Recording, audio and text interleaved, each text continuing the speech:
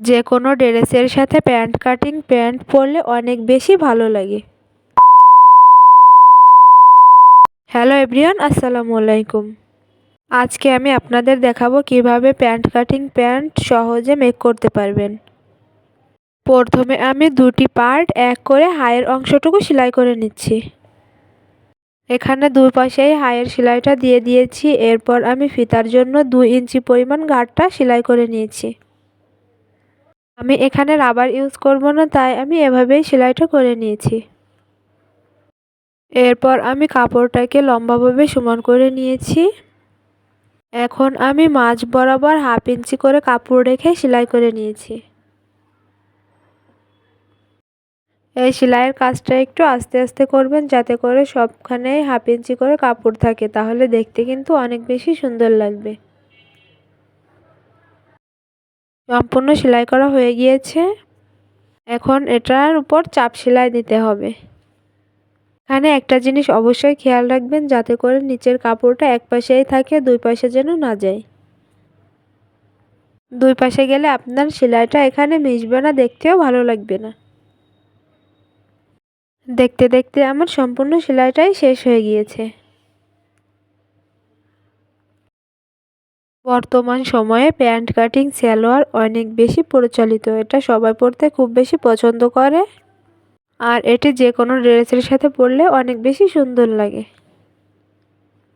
এরপর আমি প্যান্টের উল্টা পাশে যে 1/2 ইঞ্চি করে কাপড় রেখেছিলাম, ওই কাপড়টাতে এখন আমি সেলাই করে নিব।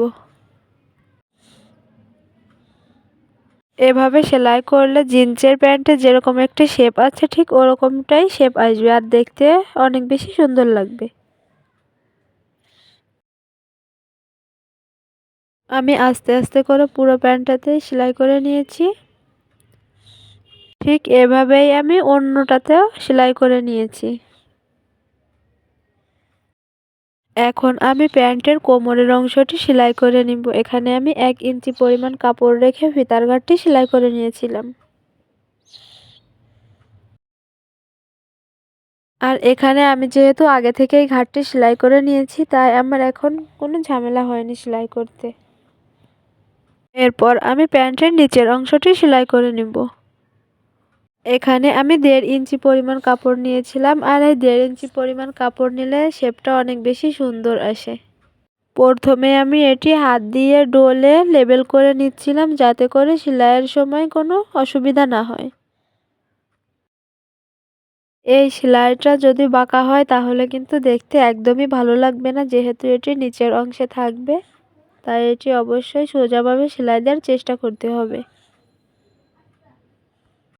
ঠিক একইভাবে আমি অন্যটিও সেলাই করে নিচ্ছিলাম, আর এখানে কিন্তু কোনো রকম ডবল সেলাই দেওয়া যাবে না, তাহলে কিন্তু দেখতে ভালো লাগবে না।